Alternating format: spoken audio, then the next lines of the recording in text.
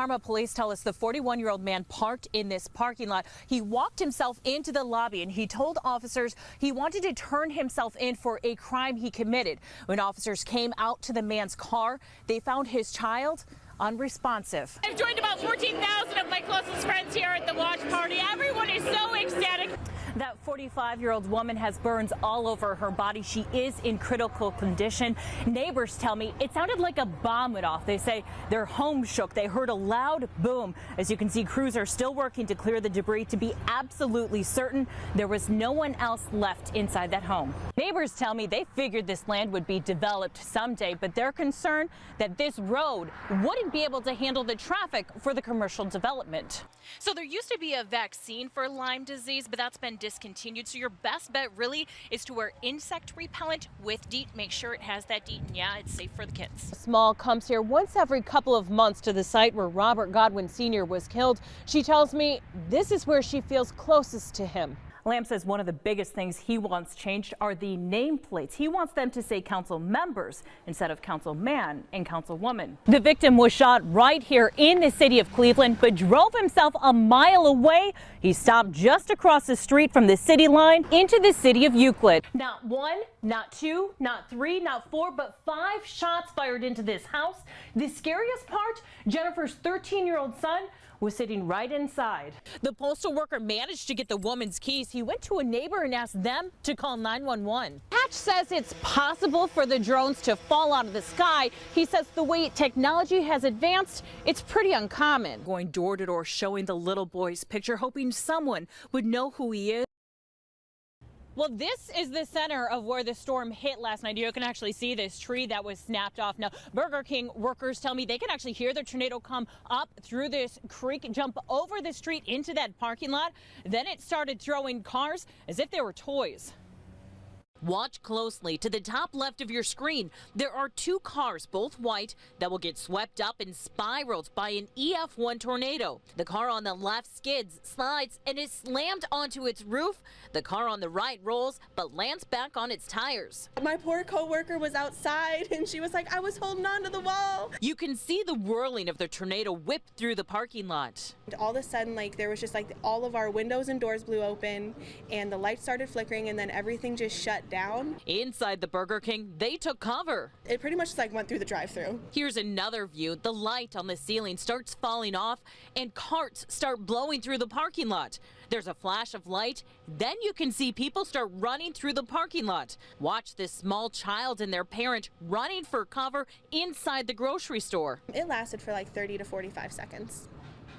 It doesn't seem that long, but when you're in here, it's a really long time. It took us by surprise because, you hear the sirens, but you just never think it's going to hit in your area. As quickly as the twister blew through, it was gone. We were actually surprised because we had heard the sirens and we got the notice that the tornado was coming through or that there was a possible tornado. And then when we drove through, we were kind of surprised that it actually had touched down right here.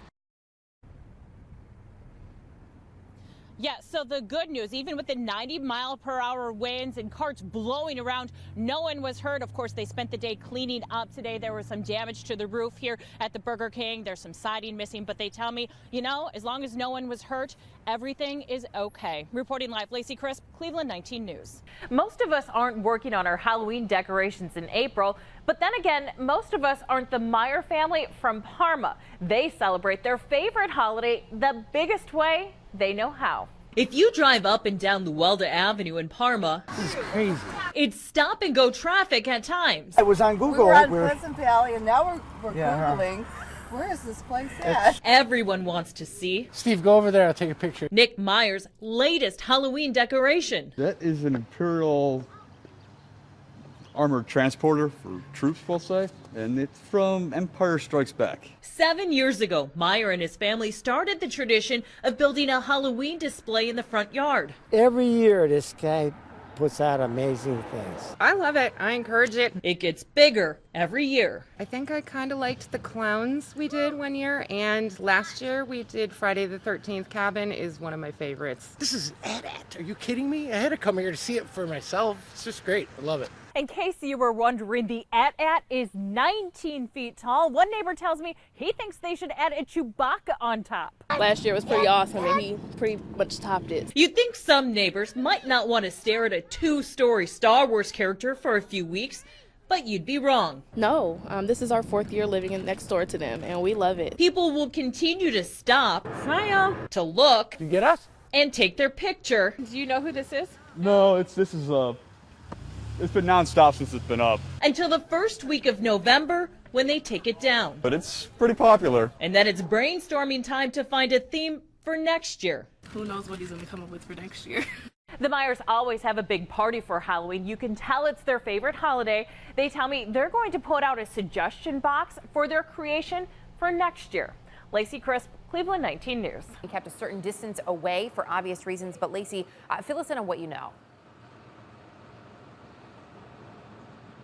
Yeah, and actually they just moved us back not too long ago, about another block away from where the house actually is. If you can see down the street, the SWAT team, U.S. Marshals, Cleveland Police have all been on the scene a little over 3 hours. Now, they are looking for Tommy Griffin III. He is a former Cleveland police officer. He was arrested back in January for assaulting, kidnapping, and raping a woman. He is set to go on trial on Monday, but on Saturday, he cut his GPS ankle monitor and hasn't been seen since. Now, I spoke with his daughter yesterday. He was staying with her, and when she left for work on Saturday afternoon, she said she talked to him. He said he was going to make pierogies for dinner, so she had no clue that he was going to take off.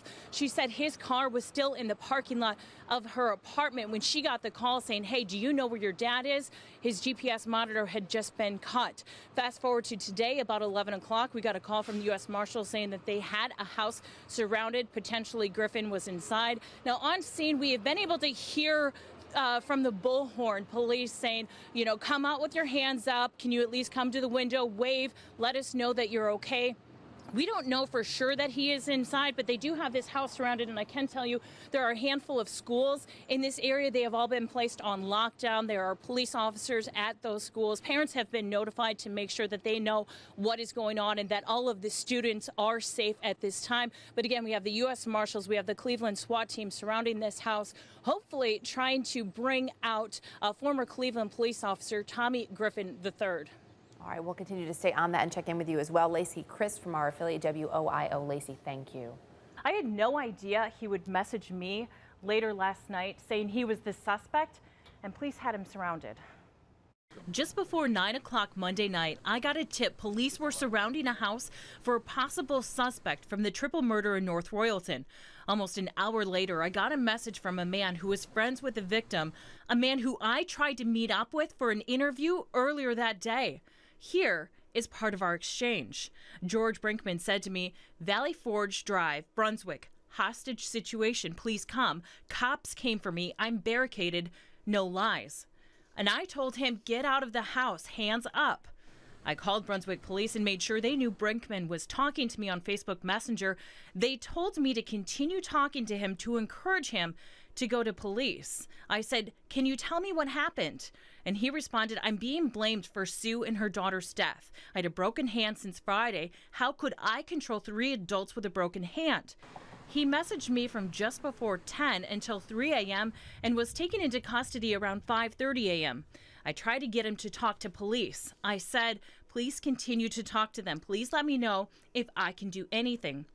George responded, just let everyone know that I would never hurt Sue or the kids. I loved them too much. And just to be clear, when I asked him for an interview, I did not know that he was a suspect. We talked to dozens of people on Facebook like Brinkman every day for stories.